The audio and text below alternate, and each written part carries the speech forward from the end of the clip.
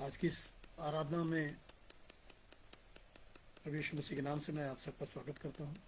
आइए आज की इस इबादत को हम लोग प्रारंभ करेंगे। प्रभु यहोवा ने मुझे सीखने वालों की जीभ दी है कि मैं थके हुए को अपने वचन द्वारा संभालना जानूं। भोर को वो नित्य मुझे जगाता है और मेरा कान खोलता है कि मैं शिष्य के समान उसकी सुनूं। प्रभु यहोवा ने मेरा कान खोला है, मैंने विरोध न किया, न पीछे हटा। मैंने मारने वालों को अपनी पीठ और गलमुच नोचने वालों की ओर अपने गाल किए। अपमानित होने, उनके थूकने से मैंने मुंह न छिपाया, क्योंकि प्रभु यहोवा मेरी सहायता करता है। इस कारण मैंने संकोच नहीं किया, वरन अपना माथा चकमक के समान कड़ा किया, क्योंकि मुझे निश्चय था कि मुझे लज्जित होना न पड़ेगा। जो मुझे धर्मी ठहराता है वो मेरे निकट है। मेरे साथ कौन मुकदमा करेगा? हम आमने सामने खड़े हों, मेरा विरोधी कौन है? वो मेरे निकट आए। आइए हम लोग दुआ करेंगे। दयालु अनुग्रहकारी सामर्थी परमेश्वर, प्रभु जी, इस अवसर के लिए जो हमारे जीवन का एक कीमती समय है, प्रभु हम आपका धन्यवाद करते हैं। प्रभु जी, जब हम आपके समीप आते हैं पिता परमेश्वर, आपकी महिमा में सर झुकाते हैं प्यारे यीशु क्रिस्त, प्रभु हम आपकी समीपता को प्राप्त करते हैं, आपकी आशीष को प्राप्त करते हैं पिता परमेश्वर। संसार के बोझ, बीमारियों से, चिंताओं से मुक्ति पाते हैं प्रभु।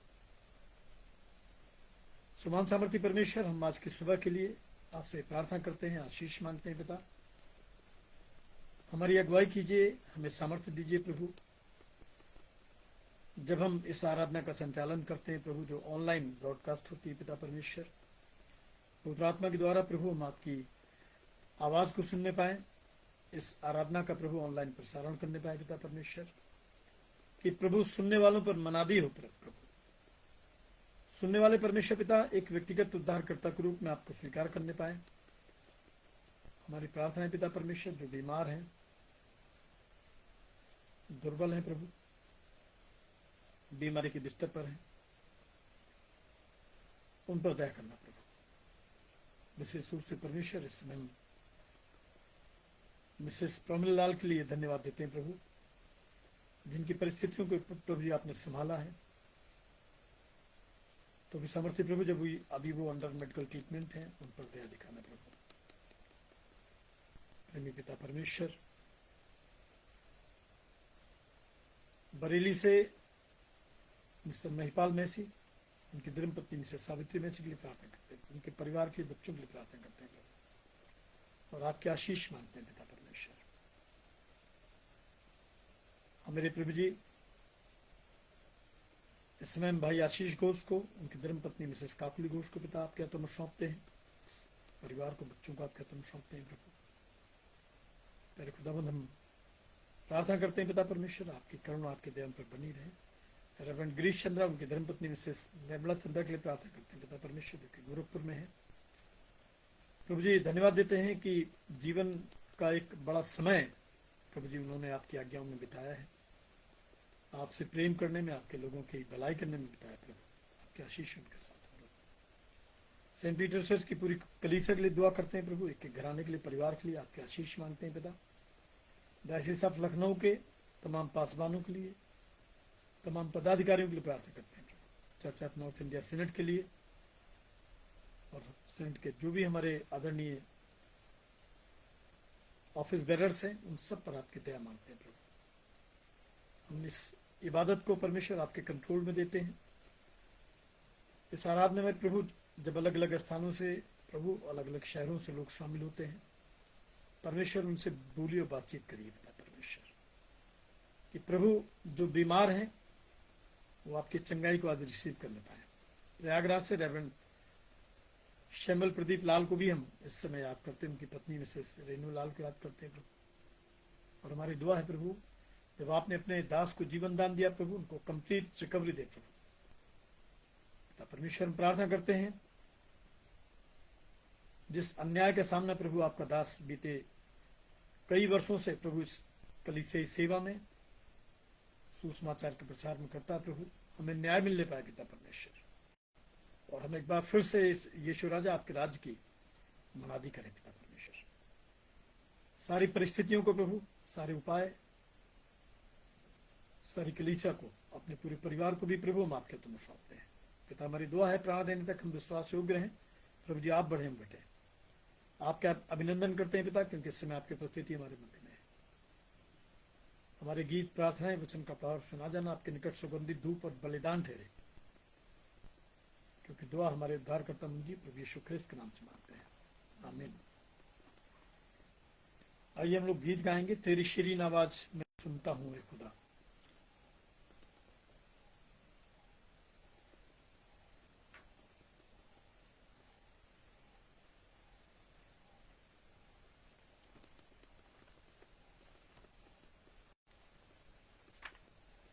तेरी शीरीन आवाज मैं सुनता हूँ, बुलाती पास उस चश्मे के सलीब से जो बाहर आता हूँ मसीह, आता तेरे पास, धो के साफ कर चश्मे से जो बहता क्रूस से खास।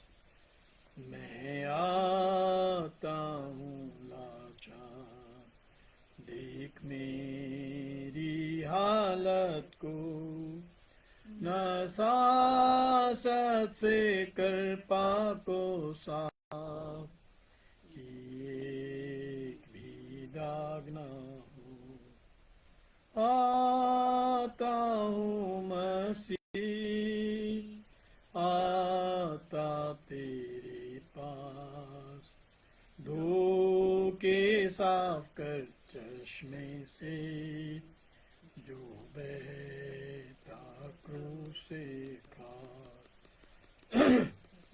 यीशु बुलाता है कि रखे प्यारी मान, कि दुनिया और आसमान में भी हो कामिल इत्मीनान।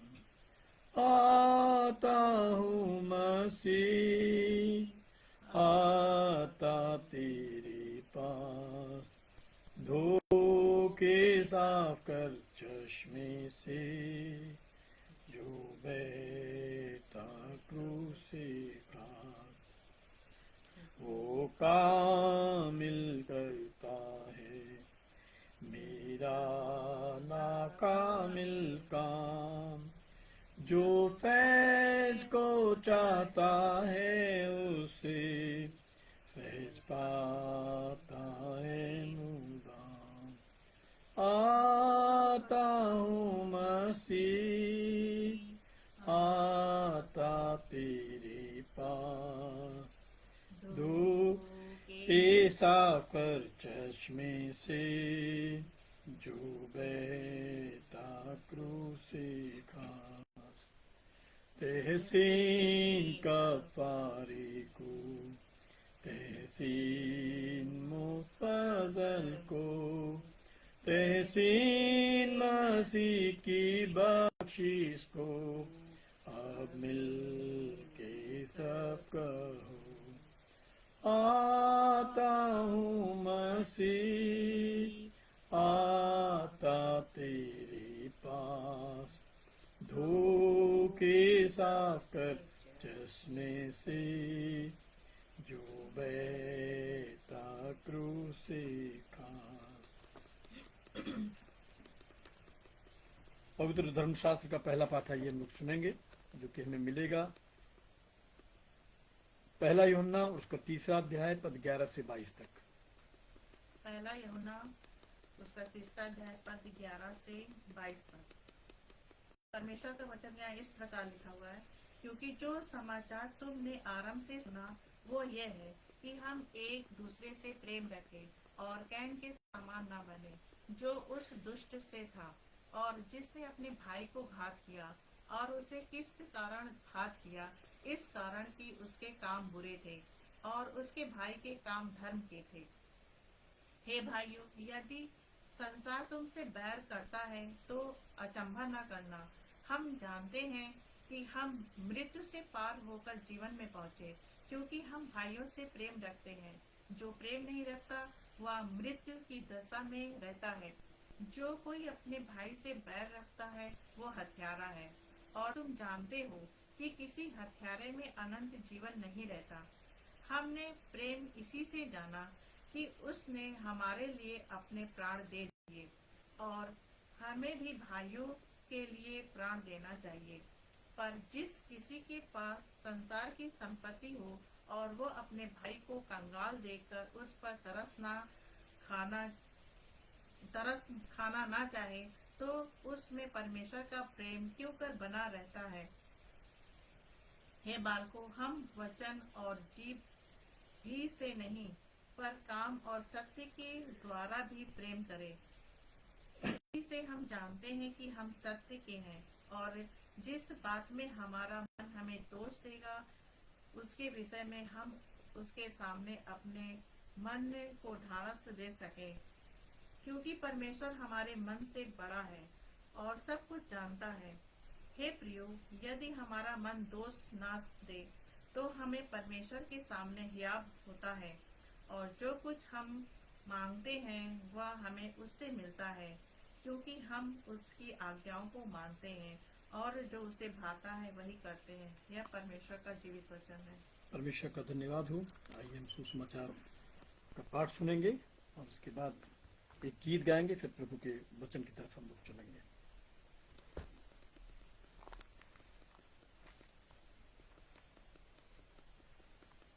संत लूका रचित सुसमाचार और उसका 16वां अध्याय पद 19 से 31 पद तक। The gospel according to saint Luke chapter 16 beginning verse 19 till verse 31।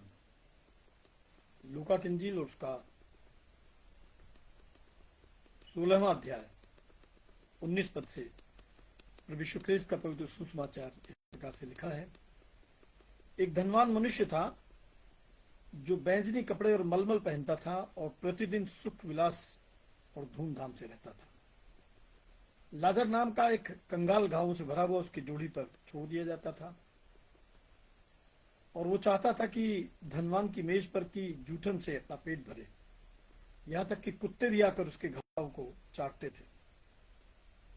ऐसा हुआ कि वो कंगाल मर गया और स्वर्गदूतों ने उसे लेकर अब्राहम की गोद में पहुंचाया।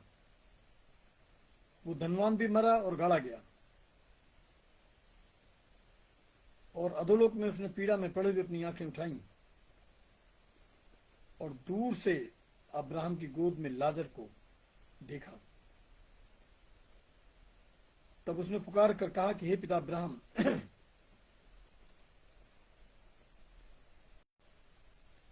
मुझ पर दया करके लाजर को भेज दे, ताकि वो अपनी उंगली का सिरा पानी में भिगोकर मेरी जीभ को ठंडा करे, क्योंकि मैं इस ज्वाला में तड़प रहा हूं। परंतु अब्राहम ने कहा कि हे पुत्र, स्मरण कर कि तू अपने जीवन में अच्छी वस्तुएं ले चुका है, वैसे ही लाजर भी बुरी वस्तुएं, परंतु अब वो यहां शांति पा रहा है और तू तड़प रहा है। इन सब बातों को छोड़, हमारे और तुम्हारे बीच एक भारी गड़ाहा ठहराया गया है कि जो यहां से उस पार तुम्हारे पास जाना चाहे वो ना जा सके, और न कोई वहां से इस पार हमारे पास आ सके। उसने कहा, तो हे पिता, मैं तुझसे विनती करता हूं कि तू उसे मेरे पिता के घर भेज, क्योंकि मेरे 5 भाई हैं। वो उनके सामने इन बातों की गवाही दे, ऐसा न हो कि वे भी इस पीड़ा की जगह में आए। अब्राहम उससे कहा कि उनके पास तो मूसा और भविष्यवक्ताओं की पुस्तकें हैं, वे उनकी सुने। उसने कहा कि नहीं हे पिता अब्राहम, पर यदि कोई मरे हुए में से उनके पास जाए तो वे मन फिराएंगे। उसने उससे कहा कि जब वे मूसा और भविष्यवक्ताओं की नहीं सुनते, तो यदि मरे हुए में से कोई जीवी उठे तो भी उसकी नहीं सुनेंगे। ये हमारे उद्धारकर्ता प्रभु यीशु ख्रीस्त का पवित्र सुसमाचार है। हे प्रभु यीशु, आपकी महिमा हो।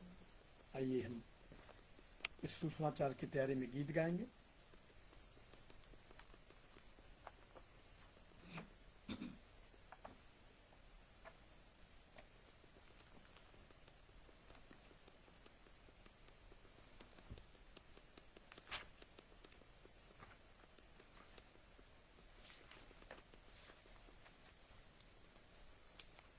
तू मेरे दिल का है अजीज, या मसीह, या मसीह।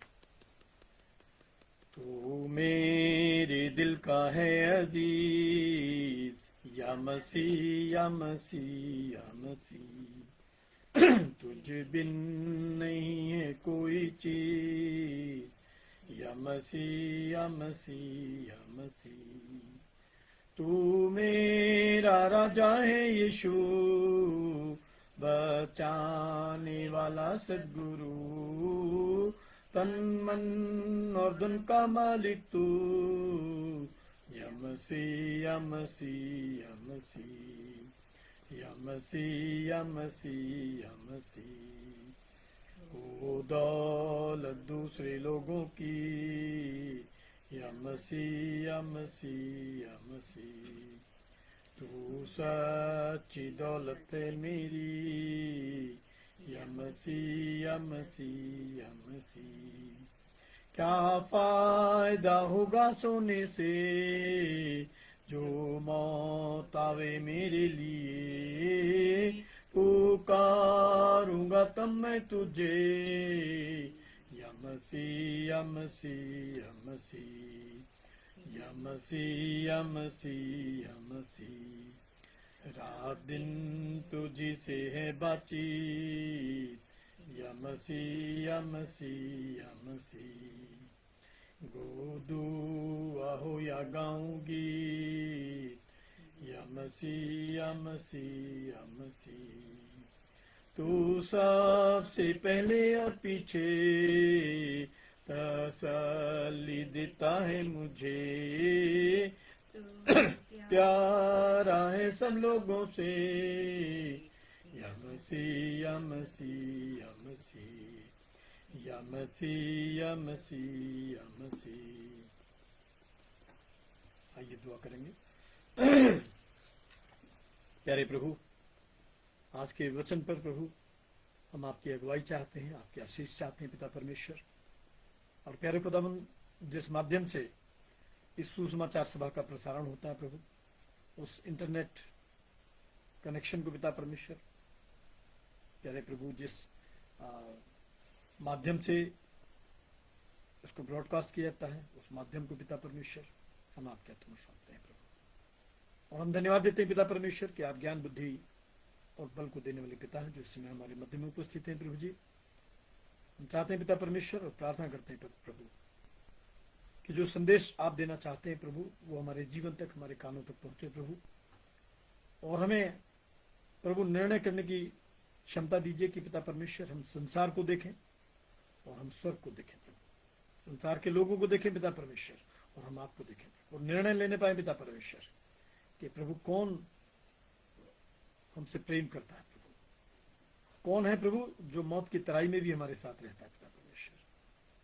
हमारे मन की आंखों को खोलना प्रभु कि अपने बीच में, अपने मध्य में हम आपको चलता फिरता देख लेते हैं।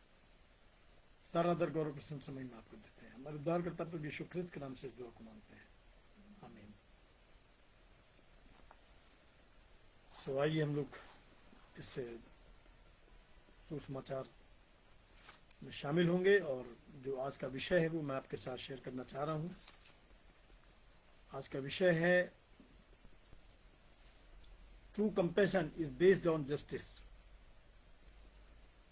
True compassion is based on justice. जो सच्ची करुणा है वो न्याय पे आधारित है। जो सच्ची करुणा है वो जस्टिफाइड है। उसका जस्टिफिकेशन ये है कि हम जब दूसरों के साथ व्यवहार करते हैं तो उसको देखें, और जब दूसरे हमारे साथ व्यवहार करते हैं तो हम उसको देखें। और इस प्रकार से हम जब परमेश्वर के नजदीक आते हैं और मांगते हैं, हम इस बात को याद रखें कि जैसा हमने दूसरों के साथ किया है, एक समय आएगा जब वैसे ही परमेश्वर हमारे साथ करेगा। मत्ती की इंजील उसका 7वां अध्याय देखेंगे। मत्ती की इंजील उसका 7वां अध्याय देखेंगे, उसमें लिखा है, इस कारण जो कुछ तुम चाहते हो कि मनुष्य तुम्हारे साथ करे, तुम भी उनके साथ वैसा ही करो, क्योंकि व्यवस्था और भविष्यवक्ताओं की शिक्षा यही है। इस संसार में जो भी हमें समय मिला है, अवसर मिले हैं, अच्छे लोग मिले हैं, और एक अनमोल जीवन परमेश्वर ने हमको दिया है। हम किस प्रकार से इसका उपयोग करते हैं, हमारे जीवन से, हमारे व्यवहार से, हमारे शब्दों से लोगों तक क्या संदेश पहुंचता है, लोग किस प्रकार से हमको देखना चाहते हैं, और वो किस प्रकार से हमको जानते हैं, ये बहुत मायने रखता है। और मैं विश्वास करता हूं कि इसीलिए पवित्र बाइबल में बार बार इस चीज को कहा गया है कि अगर तेरे भाई के साथ में कोई मनमुटाव है, कोई मतभेद है, विद्रोह है, तो पहले जा उसके साथ मेल मुलाकात कर ले और तब अपनी भेंट मेरे पास लेके आ। मत्ती की इंजील 5 और उसके 23 और 24 पद में इस बात को आप पढ़ेंगे। विरोध करके हम परमेश्वर को प्रसन्न नहीं कर सकते हैं, चाहे वो विरोध हमारा समाज के साथ में हो, हमारे भाई के साथ में हो, परिवार के साथ में हो, और जो एक दोहरा व्यक्तित्व हमारा है कि प्रदर्शन में हम लोगों के सामने अच्छा प्रदर्शित करते हैं, लेकिन व्यक्तिगत जीवन में हम बहुत कठोर हैं, बहुत निर्दयी हैं। परमेश्वर के अनुग्रह से, परमेश्वर के वचन से, परमेश्वर की गवाही से हमारा जो एक इंटरनल पर्सनैलिटी है, हमारा जो आंतरिक व्यक्तित्व है, वो बहुत दूर है, वो बहुत परे है। इसलिए मत्ती की इंजील उसका 6वां अध्याय 14-15 पद में लिखा है, इसलिए यदि तुम मनुष्यों का अपराध क्षमा करोगे तो तुम्हारा स्वर्गीय पिता भी तुम्हें क्षमा करेगा, और यदि तुम मनुष्यों का अपराध क्षमा नहीं करोगे तो तुम्हारा पिता भी तुम्हें क्षमा ना करेगा। इसलिए सबसे पहले इस बात को जान ले कि जो हमारे आसपास है, जिनको हम देखते हैं, जिनकी परिस्थितियों को हम जानते हैं, जिनसे हमारी मुलाकातें होती हैं,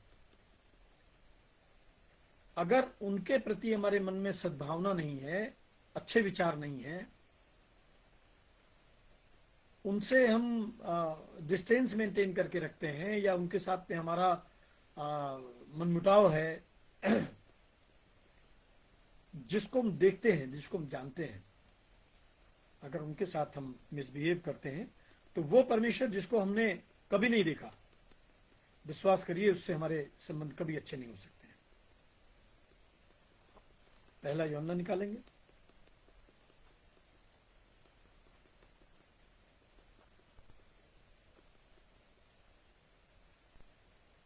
और उसका 3रा अध्याय जो आज पढ़ा गया है, पहला यूहन्ना और उसका 3रा अध्याय,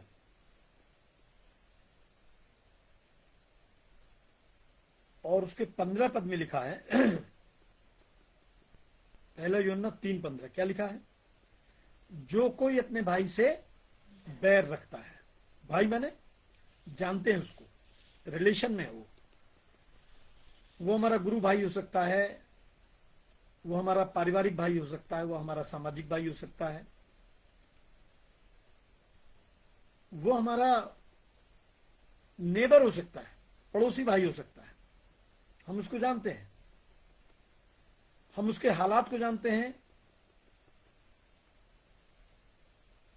और इसके बाद भी हम उसको बचाने का, प्रभु की ओर लाने का उसकी मदद करने का कोई उपाय नहीं करते हैं, बल्कि हम कोशिश करते हैं कि किसी तरीके से उसका जो स्तर है वो हमसे नीचा रहे, किसी भी तरीके से समाज में वो सम्मान न पाए, इसलिए बहुत सारे उपाय करते हैं जिससे वो बदनाम हो, उसको नीचा दिखाया जा सके, उसकी रोजी रोटी को बर्बाद किया जा सके। तो बाइबल इस विषय में बहुत स्पष्ट आदेश देती है। पहला यूहन्ना 3:15 में लिखा, जो कोई अपने भाई से बैर रखता है वो हत्यारा है। अपने भाई से विरोध करना, उसको नुकसान पहुंचाना, उसकी हानि करना, उसको बदनाम करना, उसको संकट में अकेला छोड़ देना, बाइबल में लिखा है उस पे हत्या का दोष लगाया जाएगा न्याय के दिन। और बाइबल में लिखा है पहला यूहन्ना 3:15 में, और तुम जानते हो कि किसी हत्यारे में अनंत जीवन नहीं रहता है। किसी हत्यारे में अनंत जीवन नहीं रहता है। आज लूका की इंजील 16 अध्याय और 19 पद से एक बड़े धनवान आदमी का जिक्र किया गया है। अभी बीते रविवार अगर आप याद करेंगे तो एक और धनवान का जो भंडारी है, या एक धनवान और है, उसके विषय में मैंने आपको बताया था, जो अपने मालिक की संपत्ति को उड़ाए दे रहा था, बर्बाद किए दे रहा था। दो धनवानों का जिक्र है, दो भंडारियों का जिक्र है। पहला जो भंडारी था, पहला जो धनवान था, जो लूका 16:1 से आगे मिलेगा आपको, वो एक बुद्धिमान और बड़ा चतुर भंडारी था, क्योंकि उसने जैसे ही देखा कि उसको हिसाब देना है, जैसे ही जानकारी उसको मिली कि वो आगे को इस भंडारीपन के कार्य से अलग कर दिया जाएगा, उसने तुरंत अपने भंडार को दुरुस्त करना शुरू कर दिया, ठीक करना शुरू कर दिया।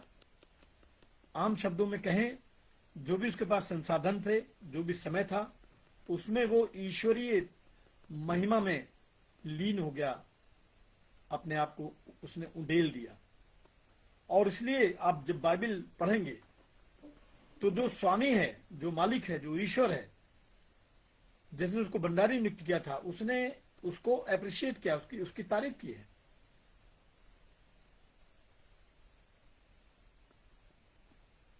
ये आपको लूका 16:8 मिलेगा, लिखा है स्वामी ने उस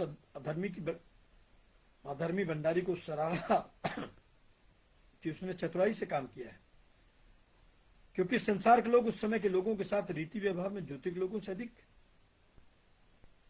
अधिक चतुर हैं। उसने ठीक कर लिया, मालिक ने उसको अप्रिशिएट किया, और मुझे विश्वास है कि इसके बाद जो घटना का जिक्र नहीं किया गया है कि उसकी जब मृत्यु हुई तो कहां गया, तो निश्चित रूप से मुझे लगता है कि परमेश्वर ने उसको अपने राज्य में स्थान दिया होगा, क्योंकि उसने अपने बचे हुए समय से लोगों के साथ अच्छा व्यवहार करना, लोगों की मदद करना, लोगों को संभालना, लोगों को उठाना, लोगों को बचाना शुरू कर दिया था। एक और रेफरेंस मैं आपके साथ शेयर करूंगा।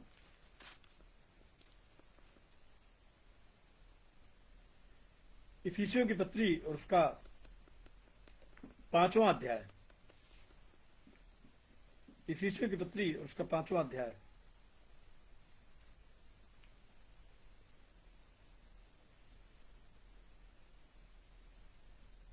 और उसके 14 पद से कुछ पद में आपके साथ शेयर कर रहा हूं। इफिसियों 5:14 से इसमें लिखा, इस कारण वो कहता है कि हे सोने वाले जाग और मुर्दों में से जी उठ, तो मसीह की ज्योति तुझ पर चमकेगी। मुर्दे लोगों के साथ में रहना बंद कर दीजिए, मुर्दा विचारों के साथ जीना बंद कर दीजिए, एक निकृष्ट निष्क्रिय जीवन शैली को छोड़ दीजिए। इन बातों से कोई लाभ नहीं है।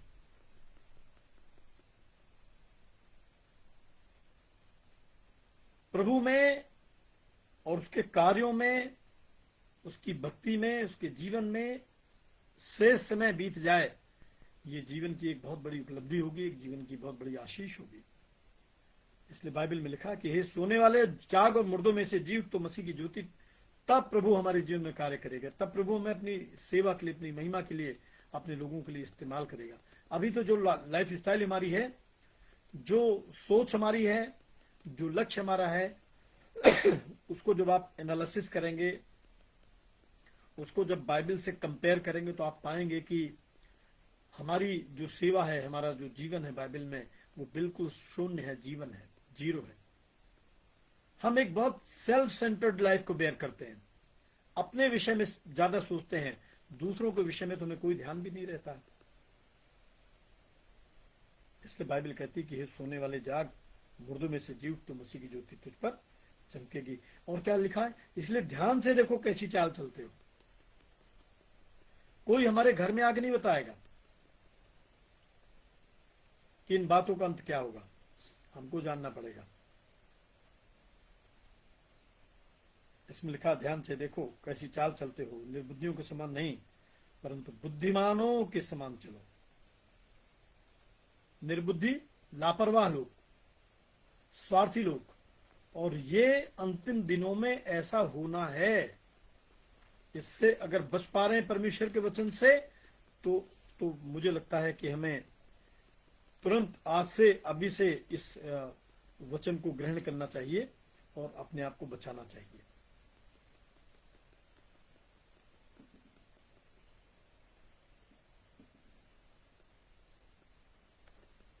दूसरा तीमुथियुस और उसका तीसरा अध्याय, कुछ पद मैं आपके साथ शेयर कर रहा हूं। 2 तीमुथियुस चैप्टर 3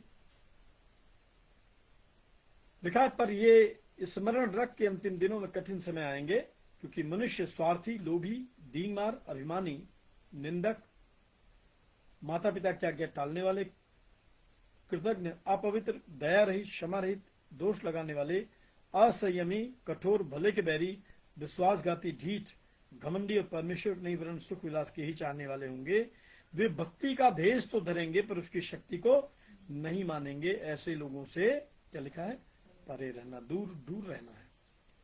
तो अगर बच सकते हैं, कोई उपाय है जो आज के जीवन से, आज अक्टूबर माह की 19 तारीख है, आराधना का दिन है। अगर आज परमेश्वर का वचन हमें मिलता है और हम उसको ग्रहण करते हैं, स्वीकार करते हैं, समझ में आता है, तो आज से, अभी से ऐसे लोगों से डिस्टेंस मेंटेन कर लीजिए तुरंत। जिनके साथ चलते हमारा जीवन बर्बाद हो गया, परिवार बर्बाद हो गया, हमारी जो एक आत्मिक संगति हुआ करती थी, वो संगति हमारी छूट गई, उनसे अलग हटिए।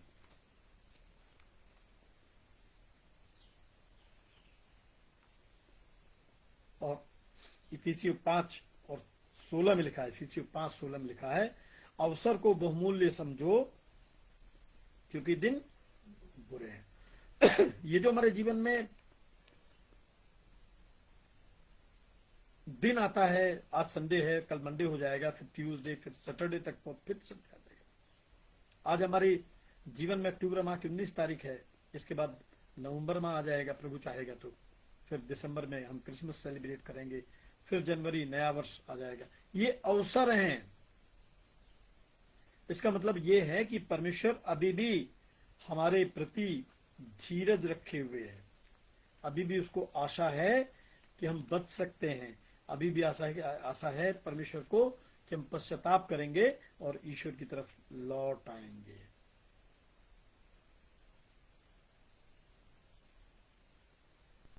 अवसर को बहुमूल्य समझो। आज अवसर है, आज लोग हैं हमारे पास में, हम उनके साथ अच्छा व्यवहार करें। अगर हमारे जीवन से, व्यवहार से, हमारे व्यक्तित्व से किसी को ठेस लगी है, तो जितनी जल्दी हो सके हम अपोलोजाइज कर लें, उसके पास चले जाएं, उससे माफी मांग लें। मैंने बताया था कि अगर आज हम दूसरों के साथ कठोर व्यवहार कर रहे हैं, तो एक समय आएगा जब कठोरता का व्यवहार हमारे साथ में भी किया जाएगा।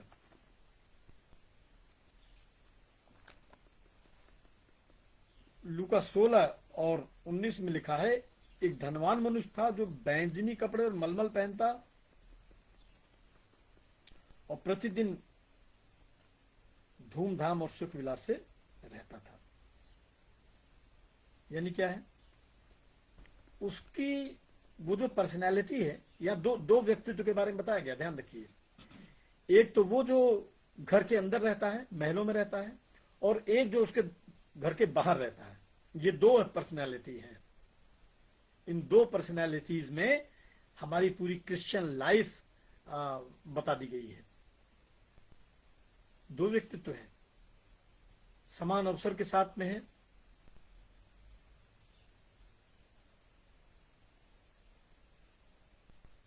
उसकी लाइफस्टाइल जो है, जिसका वर्णन किया गया है, वो उसकी अमीरी का प्रमाण है। वो रईस था, बहुत धनवान आदमी था वो।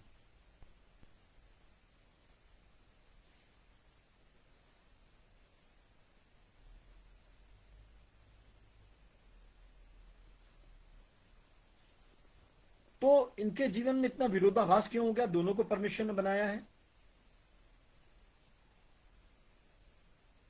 एक धनवान हो गया, एक निर्धन हो गया। कभी कभी मन में सवाल आता है कि बहुत सारे लोग बहुत साधन संपन्न हैं, एक बड़ी लग्जीरियस लाइफ को बेयर कर रहे हैं। तो मैं आपको निर्गमन की पुस्तक की तरफ लेके चलना चाहूंगा, जहां पे मूसा की अगुवाई में इजरायली कनान देश जाने को निकले हैं। और जब वो एक बयाबान जंगल में पहुंचे, जिनको हम बोलते बनी इजराइल, तो ये जो बनी इजरायली थे, जब ये जंगल में हैं, भटक रहे हैं, तो एक समय ऐसा आता है कि ये जो प्रभु का दास था, जिसने इनको मूसा, जिसका नाम मूसा था, जिसने इनको फिरौन की गुलामी से आजाद कराया था, लाल गहरा समुद्र पार कराया था, ये इजरायली प्रभु के सेवक के विरोध में आ गए। उसको गालियां देना, उसको नीचा दिखाना, और यहां तक कि बाइबल अगर आप पढ़ें तो लिखा है कि उन्होंने मूसा पे पत्थर भी उठा लिए। और किस बात पे पत्थर उठा लिए? उनका कहना था कि फिरौन की गुलामी में, भले उसको गुलामी आप कह रहे हैं, लेकिन हम मांस हांडियों में पका पका के खाते थे, बड़ा मजा आता था, और तू हमें यहां पे जंगल में बीबी बच्चों के साथ में भूखा मारने के लिए लाया है।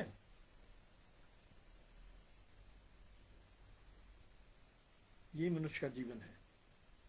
जब पीड़ा में, तकलीफ में वो परमेश्वर को पुकारता है, कराहता है, छटपटाता है, आवाज देता है, और जब उसे मुक्ति मिलती है तो वो और बेहतर की चाह में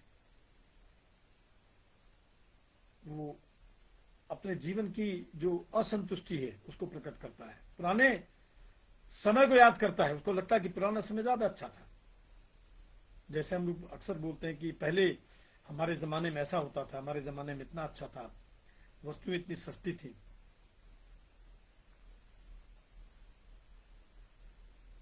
और तब परमेश्वर ने इनके लिए एक उपाय किया। मैं आपको ये बताना चाह रहा हूं कि इसी संसार में एक अमीर एक गरीब कैसे हो गया।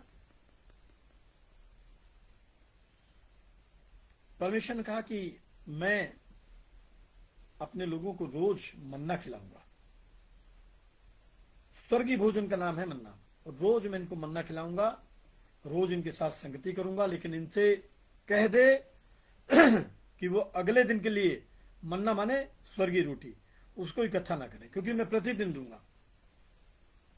और आपको मालूम है, कुछ स्वार्थी लोग थे, कुछ चालाक लोग थे, कुछ ऐसे लोग थे जो ईश्वरीय प्रेम पर, ईश्वरीय व्यवस्था पर विश्वास नहीं करते थे। उस समय भी थे और आज भी है। उन्होंने क्या काम किया आप अच्छी तरह जानते हैं। उन्होंने इन बातों पे गौर नहीं किया, इन बातों को नहीं माना। उन्होंने जो स्वर्ग से गिरी हुई आशीषें थी, स्वर्ग से मिली हुई रोटियां थी, उनको इकट्ठा करना शुरू कर दिया। उन्होंने उसको इकट्ठा करना शुरू कर दिया और ये एक ऐसे अमीर लोगों का सिंबॉलिक एग्जाम्पल है जो बहुत कुछ इकट्ठा करते हैं संसार में जीवन रहते और एक दिन जब इस संसार से विदा होते हैं वो इसमें से एक भी वस्तु अपने साथ लेके जाने नहीं पाते। आप जानते हैं कि उन्होंने जो मन्ना इकट्ठा किया था दूसरे दिन उसमें कीड़े पड़ गए, वो सड़ गया, बर्बाद हो गया। और इसीलिए प्रभु यीशु मसीह ने जब अपने चेलों को प्रार्थना करना सिखाया, विश्वासियों को प्रार्थना करना सिखाया, तो यीशु ने उसमें एक विशेष बात को हम लोगों को सिखाया। कितना सीख पाए, कितना मान पाए, कितना उसको स्वीकार करते हैं। यीशु ने कहा कि जब तू प्रार्थना करे तो कहना, हे हमारे पिता तू जो स्वर्ग में है, तेरा नाम पवित्र माना जाए, तेरा राज्य आए, तेरी इच्छा जैसे स्वर्ग में पूर्ण होती वैसे पृथ्वी पर भी हो। और क्या? और हमारे प्रतिदिन की रोटी हमें दिया कर। एक जो क्रिश्चियन है, एक जो विश्वासी है, उसका विश्वास, उसका भरोसा, उसकी निर्भरता परमेश्वर पर इतनी होनी चाहिए कि वो कल के लिए कुछ भी ऐसा ना करे, ऐसा ना छोड़े जिससे उसकी निर्भरता, उसका प्रेम परमेश्वर के प्रति कम हो जाए। इजरायलियों ने ऐसा किया और उनके भोजन में कीड़े लग गए। मत्ती की इंजील से मैं कुछ आपको कोटेशन देना चाह रहा हूं। मत्ती की इंजील उसका 6वां अध्याय निकालेंगे।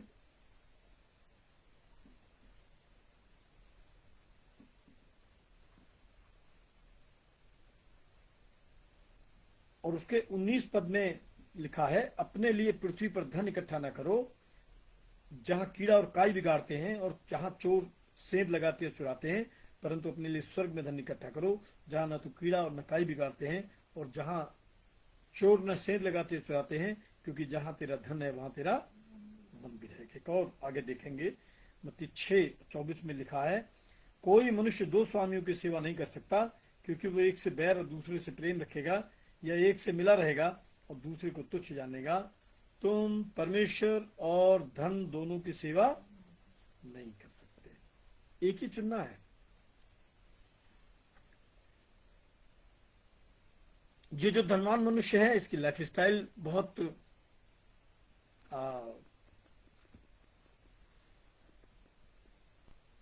लग्जीरियस थी। धनवान होना कोई बुरा नहीं है, सबसे पहले समझ लीजिए। बाइबल में बहुत सारे धनवान हुए हैं जिन्होंने परमेश्वर के लिए अपना घर बार, परिवार, रोजगार सब छोड़ दिया। मत्ती चुंगी की चौकी पे बैठा करता था, टैक्स कलेक्टर था, लेकिन जैसे ही उसने यीशु की आवाज को सुना कि मेरे पीछे हो ले, उसने उसी समय सब कुछ छोड़ दिया, प्रभु के पीछे चला गया। और परमेश्वर ने उसको इतनी आशीष दी कि उसने प्रभु के जन्म से लेकर मृत्यु तक का जो वर्णन है वो सुसमाचार में किया। एक ग्रंथ लिखा, एक पुस्तक लिखी जिसको बोलते हैं मत्ती रचित सुसमाचार। एक और मैंने आपको धनवान के विषय में बताया जो आपको लूका 16 में मिलेगा। लेकिन उसने जैसे ही प्रभु के संदेश को सुना कि तू आगे को भंडारी नहीं रह सकता, मुझे अपने भंडारीपन का लेखा दे, उसने तुरंत अपने जीवन को करेक्शन दिया और वो तुरंत प्रभु के पीछे चल पड़ा। एक और धनवान का जिक्र है जो लूका 19 में आपको मिलेगा, उसका नाम है जकई।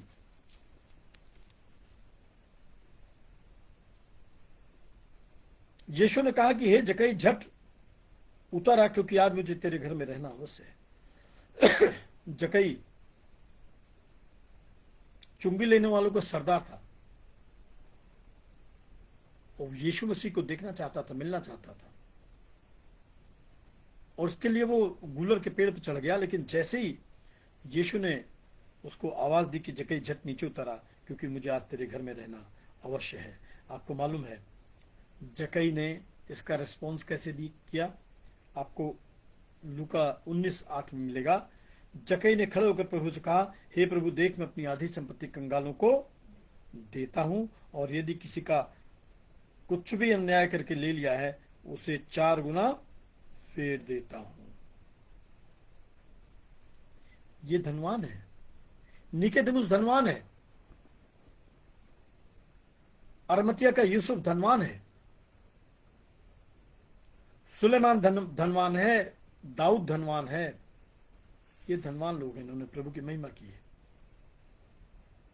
प्रभु की सेवा में इन्होंने अपने व्यक्तिगत विचारों को कभी आड़े नहीं आने दिया।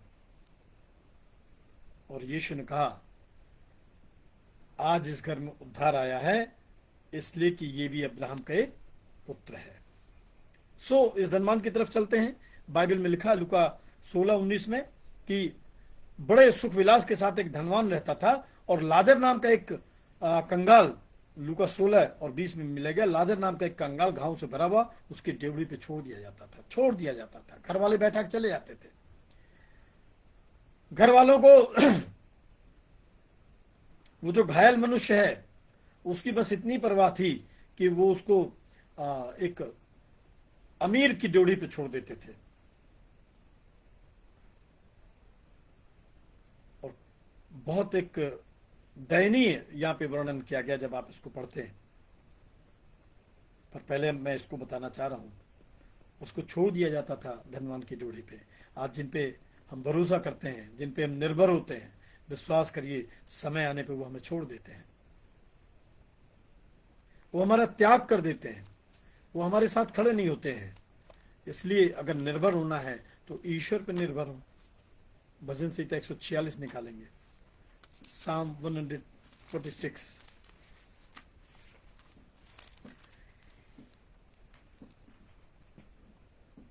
और उसके 3 पद में लिखा है, भजन संहिता 146:3 में लिखा है कि तुम प्रधानों पर भरोसा न करना, न किसी आदमी पर, क्योंकि उसमें उद्धार करने की भी शक्ति नहीं है। उसका भी प्राण निकलेगा और वो भी मिट्टी में मिल जाएगा। उसी दिन उसकी सब कल्पनाएं नष्ट हो जाएंगी। क्या ही धन्य है वो जिसका सहायक याकूब का परमेश्वर है, अर्थात जिसका भरोसा अपने परमेश्वर। भरोसेमंद अगर कोई है तो स्वर्ग में, पृथ्वी पर, अधोलोक में एक ही नाम दिया गया है, वो है यीशु मसीह नासरी का नाम। उसके अपने लोग छोड़ दिया करते थे। और 21 पद में लिखा, और वो चाहता था, लूका 16:21 में, और वो चाहता था कि धनवान की मेज पर की जूठन से अपना पेट भरे, यहां तक कि कुत्ते भी आकर उसके घाव को चाटते रहते थे। कुत्ते चाटते रहते थे। बहुत अपंग था, लाचार था। मुझे लगता है कि कुत्तों को नहीं हटा पाता था, क्योंकि शायद वो जीवन की अंतिम अवस्था में था, कोई उसको असाध्य रोग था, और काफी हद तक अगर हम कहें, हो सकता है कि उसको घावों के साथ साथ वो एक लकवा से भी ग्रसित था, पैरालिटिक पेशेंट भी था। पहले जब लोग खाना खाते थे, यीशु मसीह के समय की बात मैं आपको बता रहा हूं, आज से कम 2025 वर्ष या कुछ और पहले, तो पहले जब लोग खाते थे, इस विशेष रूप से जो अमीर लोग थे वो खाना खाते थे, तो खाने के बाद वो और खाने के बीच में भी वो अपना हाथ नहीं धोते थे। पहले नैपकिन होता नहीं था कि नैपकिन से हाथ पोंछ ले, पेपर नैपकिन जैसे आप अभी देखते होंगे कि घरों में, होटलों में, दावतों में रखा जाता है कि भाई अगर आपके हाथ में कुछ लग गया आप उससे साफ कर लीजिए। पहले ऐसा नहीं होता था। पहले क्या होता था कि जो अमीर लोग होते थे वो अपने खाने के हाथों को, जिसमें उसका भोजन के कुछ पार्टिकल्स लगे रहते थे, वो उसको रोटी में पोंछते थे और उस रोटी को दरवाजे के बाहर उछाल दिया करते थे जहाँ पे कुत्ते बैठे रहते थे।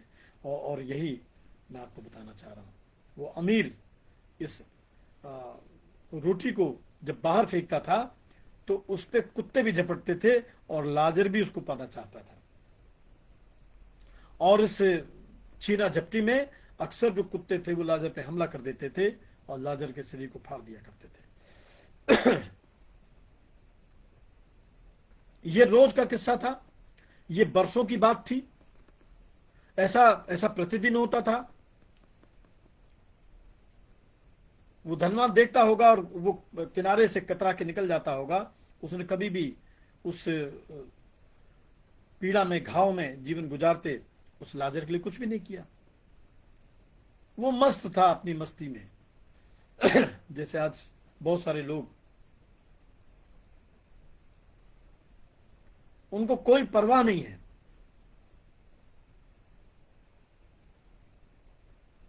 कि कौन है जो लाजर के रूप में उनके जीवन में खुदा ने प्लांट किया है, भेजा है। वो इग्नोर करते हैं, वो कठोर बने रहते हैं। उनका स्वार्थ उन्हें चारों तरफ से घेरे रहता है।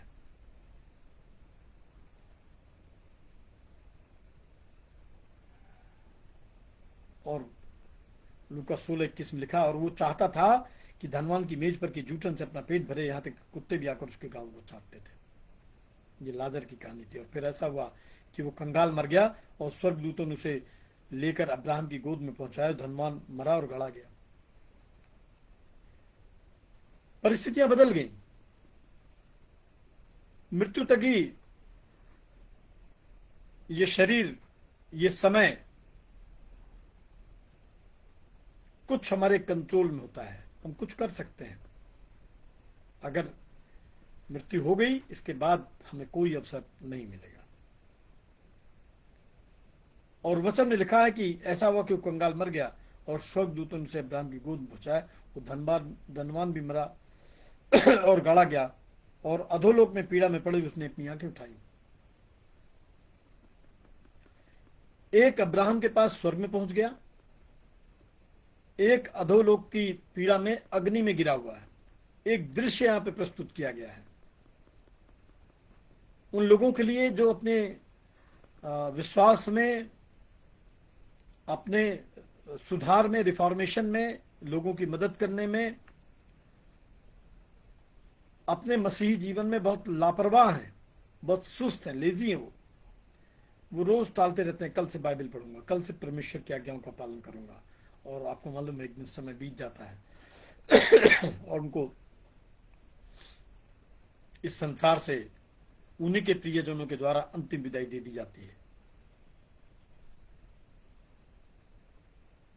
इसके बाद क्या सफर है? उसने परमेश्वर की आज्ञा का पालन नहीं किया था, इसलिए वो मन्ना इकट्ठा करता था, वो अमीर हो गया। और जो परमेश्वर की आज्ञा का पालन करता था, ऐसा नहीं कि परमेश्वर ने उसको छोड़ दिया था, परमेश्वर प्रतिदिन उसको देखभाल करता था। तभी तो उस जीवन में जिसमें परमेश्वर की देखभाल करता था, वो परमेश्वर की हमदो सिताइश करता था, परमेश्वर की महिमा के गीत गाता था, परमेश्वर ने उसको अपने राज्य में स्थान दे दिया।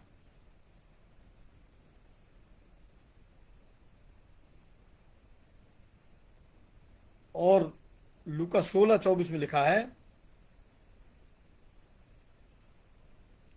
तब अब्राहम की गोद में लाजर को देखा, और तब उसने पुकार कर कहा, हे पिता अब्राहम, मुझ पर दया करके लाजर को भेज दे, ताकि वो अपनी उंगली का सिरा मेरे पानी में भिगो कर मेरी जीभ को ठंडी करे, क्योंकि मैं इस ज्वाला में तड़प रहा हूं। एक समय आएगा कोई हमारी सहायता के लिए आगे नहीं आएगा। और एक ऐसे स्थान पे हैं, ये मुझे लग रहा है अगर हम बाइबल में भरोसा करते हैं तो मानना पड़ेगा, और अगर हम इसको काल्पनिक भी मानते हैं तब भी होना ही है।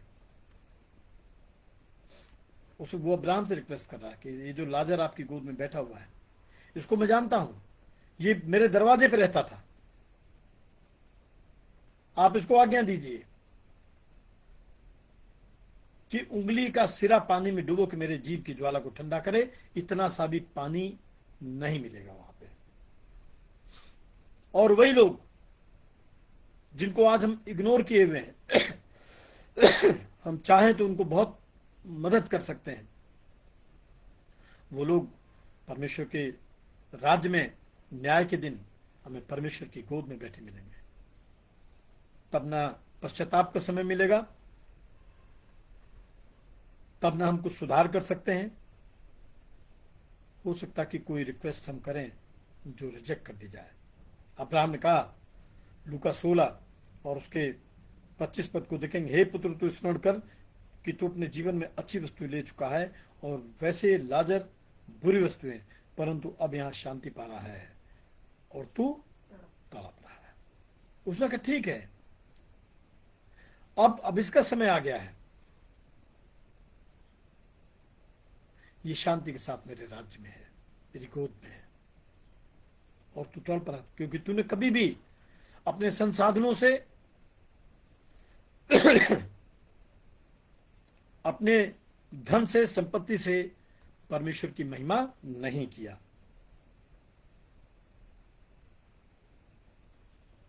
और 26 पद में लिखा, इन सब बातों को छोड़, अगर परमेश्वर करे मैं तुम्हारी मदद करना भी चाहूं तो क्या लिखा है, हमारे तुम्हारे बीच में एक भारी गड़हा ठहराया गया है कि जो यहां से उस पार तुम्हारे पास जाना चाहे वो ना जा सके, और न कि वहां से इस पार हमारे पास आ सके।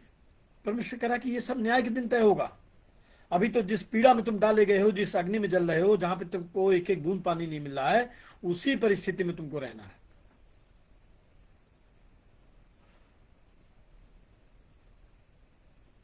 उसने कहा तो हे पिता, मैं तुझसे विनती करता हूं कि तू उसे मेरे पिता के घर भेज दे, क्योंकि मेरे 5 और भाई हैं। यदि वो उनके सामने इन बातों की गवाही दे, ऐसा ना हो कि वे भी मेरी इस पीड़ा वाली जगह में आए। अरे ठीक है, मेरे साथ जो भी फैसला हुआ, लेकिन अभी संसार में लोग बाकी हैं, अभी संसार का न्याय नहीं हुआ। मेरे और परिवार के लोग हैं जो मेरी तरह जीवन गुजार रहे हैं। इस लाजर को उनके पास भेज दे कि लाजर जब जीवित होकर जाएगा गवाही देगा और लोगों के मन बदल जाएंगे। लिखा है वो उनके सामने इन बातों की गवाही दे, ऐसा ना हो कि वे इस पीड़ा भरी जगह में आए। आज जब चर्चेज में गवाहियां होती हैं, जब प्रभु के दास अपने अपने जीवन की गवाहियों को हमारे साथ शेयर करते हैं, आप सोचिए उनको उस गवाही को सुनने के बाद, उसमें शामिल होने के बाद कैसी प्रतिक्रिया हम देते हैं। हमारा जीवन बदलता है? नहीं बदलता है। हम उसका मजाक उड़ाते हैं, उस पर अविश्वास प्रकट करते हैं। लूका 16:29 में लिखा है, अब्राहम ने उससे कहा, उनके पास तो मूसा की और भविष्यवक्ताओं की पुस्तकें उनकी सुने हैं। मूसा कह रहा है कि ये बाई बर्थ विश्वासी लोग हैं जिनका ये हाल है उनके पास में बाइबल है, उनके पास खुदा का कलाम है, उनसे कह दे कि वो उसको माना करें, उसको पढ़ा करें। और तब 30 पद में वो धनवान क्या रिप्लाई दे रहा है, नहीं हे पिता अब्राहम, पर यदि कोई मरे हुए में से उनके पास जाए तो मन फिराएंगे। वो कह रहा नहीं मानते वो इन बातों को, अगर मानते तो मुझे क्यों नरक में आना पड़ता है। यहां इन बातों पे विश्वास नहीं करते हैं। लेकिन अगर कोई यहां से मरे हुए में से जी को उसके बाद चला जाएगा तो उसकी बात मानेंगे। उसने उससे कहा, जब वे मूसा और भविष्यवक्ताओं के नहीं सुनते तो यदि कोई मरे हुए में से भी जी उठे उसकी भी नहीं सुनेंगे। अगर कोई मरे हुए में से भी जी उठे तब भी उसकी नहीं सुनेंगे।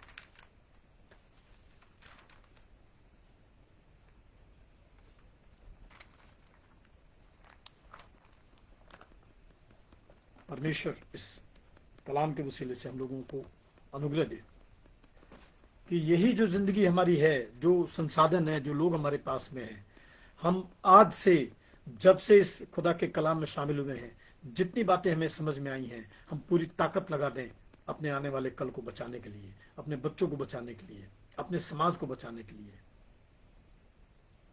कि वो नरक की ज्वाला में न डाले जाएं, वो ऐसी जगह पे ना जाएं जहां एक एक बूंद पानी के लिए उनको तरसना पड़ेगा।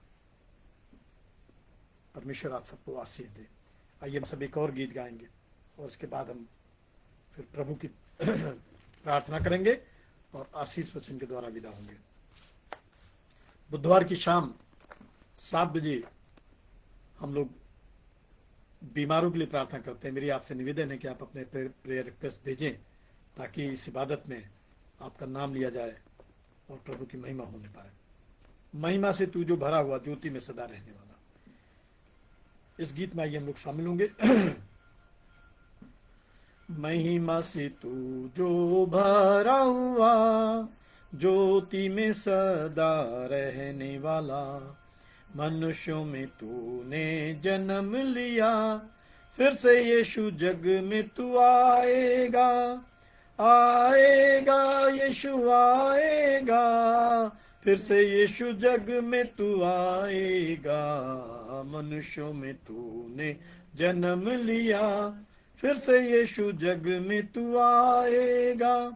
भूमि आकाश में समा न सका, मंदिरों में तू रह न सका, नम्र होके चरनी में पैदा हुआ, मनों में हमारे घर तू बना, घर तू बना यीशु घर तू बना, मनों में हमारे घर तू बना, नम्र होके चरनी में पैदा हुआ, मनों में हमारे घर तू बना।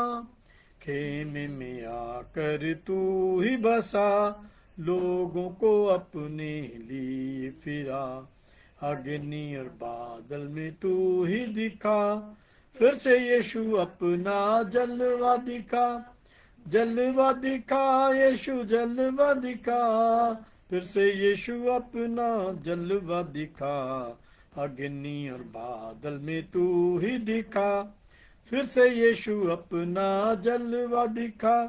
दानियल की तूने प्रार्थना सुनी, एजरा की तूने सहायता की, बाबुल से तूने बेदारी भेजी, अपने लोगों को फिर से दे रिहाई, दे रिहाई यीशु दे रिहाई, अपने लोगों को फिर से दे रिहाई। बाबुल में तूने बेदारी भेजी, अपने लोगों को फिर से दे रिहाई। तू ही हमारा राजा है, तू ही मुक्ति दाता है, फिर से आने वाला है, प्यारे प्रभु यीशु तू जल्दी आ, जल्दी आ यीशु जल्दी आ, प्यारे प्रभु यीशु तू जल्दी आ, फिर से आने वाला है, प्यारे प्रभु यीशु तू जल्दी आ। आइए प्रभु की प्रार्थना एक साथ मिलकर कहेंगे। हे हमारे पिता, तू जो स्वर्ग में है, तेरा नाम पवित्र माना जाए, तेरा राज्य आए, तेरी इच्छा जैसे स्वर्ग में पूर्ण होती वैसे पृथ्वी पर भी हो।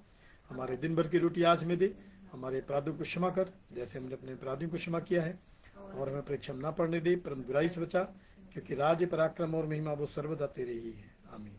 हमारे प्रभु यीशु ख्रीस्त का अनुग्रह, परमेश्वर पिता का प्रेम, पवित्र आत्मा की संगति से भक्तन के साथ। प्यारे खुदाबंद, आज की सुसमाचार सभा में जितने विश्वासी शामिल हुए प्रभु, अब से लेकर युगानुयुग उनके उनके परिवारों के साथ बनी रहे। आमीन। थैंक यू जी। आप सबको जय मसीह की। परमेश्वर आपको आशीष दे, और आप जरूर से मेरे लिए प्रार्थना करें, प्रभु हम लोगों को का न्याय चुकाए और हम प्रभु की सेवा को आगे बढ़ाने पाए। Thank you so much. जय मसीह की।